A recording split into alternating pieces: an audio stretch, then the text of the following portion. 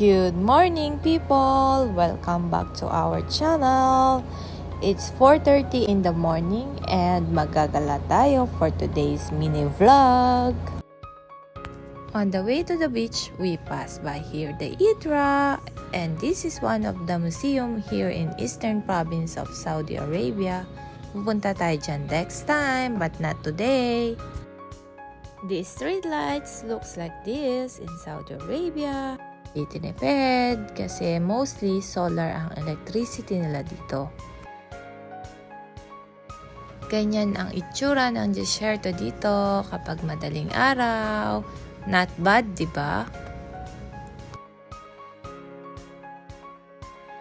5:18 AM and here we are in Ras Tanura Beach. In less than an hour, nandito na kami sa place. Ang sabi sa Google, 1 and 30 minutes. Pero dahil mabilis ang ating driver, sweet lover, nandito na tayo agad. Pero syempre, safe pa rin kami.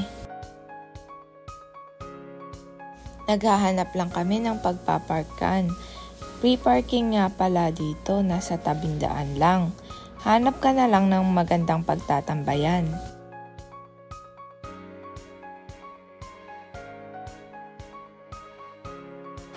At syempre, hindi na ako nakatiis. Nauna na ako sa beach. And wow! Amazing! Ang lakas ng hangin. Medyo madilim pa. Saktong-sakto yung dating namin.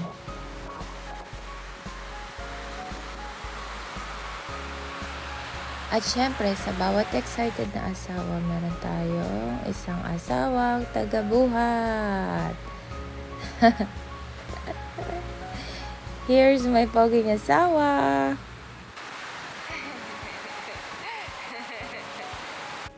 Akalain yung may tumubong bulaklak dito sa sand. Ayan na si Haring Araw, lumilitaw na. Wow, it's so pretty.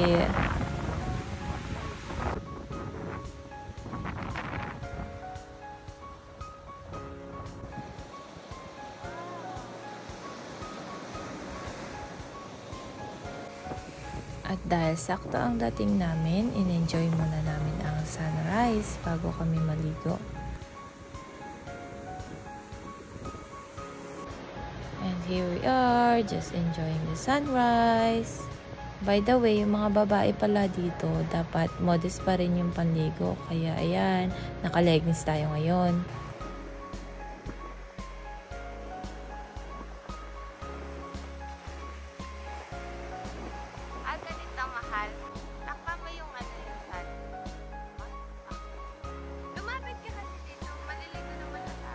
Mag-aaway pa dahil sa papuso-puso. O, ayan na.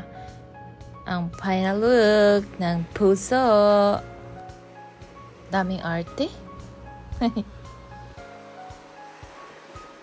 And of course, photoshoot ng aking poging asawa. Siyempre, hindi tayo nakaayos kaya siya na lang yung subject natin. Wow! Amazing! And look who's happy!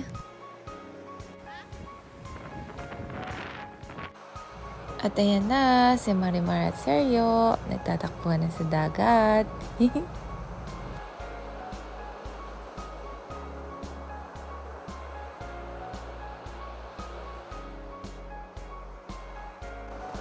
Yung excited kaming tumakbo, pagdating namin sa Pangpang, babato pala! Ayan, naalon pa kami. Napakalakas ng alon, ang hangin-hangin. Alam mo yung hindi ka makalaban, gusto mo na lang sabihin, teka lang! Ang sakit eh. Linggo mamaya puro sugat kami. Pero masaya pa din na inaalon-alon ka. Marami ding Saudi na nagsiswimming kasabay namin. Meron ding mga Pilipino pero hindi ko na sila nakuhanan ng video. Dapat pala dito pag magsiswimming ka sa Ras Tanura Beach, meron kang shoes na pang-protect ng paa. Ano bang tawag doon? Aqua shoes ata yun. Maganda naman siya, kaso mabato talaga eh. Honest review lang. Pero may mga ibang place pa kasi dito mahaba siya. Kaya baka hindi lang namin napuntahan yung talagang swimmingan. Ayan, nagkasugatan na. Malamang sa pa, madami. And here, our breakfast. Ito yung food na prepare ko para sa picnic namin.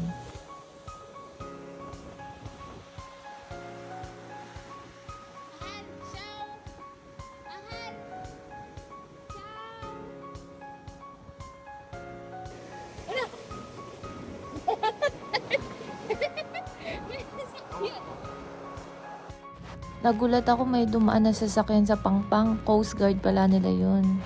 Mangan people! Tips para sa magpipiknik ng ganito kaaga, mamili ka na lang ng gabi. Kasi kami, galing pa kami ng work, kaya nabili na lang kami. O diba, nakaabot kami ng sunrise. Kasi kung magpre-prepare pa kami, magluluto-luto pa kami, malamang hindi kami makakaabot ng sunrise. Nakatulog pa kami kasi ang haba ng biyahe, kailangan prepared ka, lalo na yung driver. Pack up na! Bye-bye beach!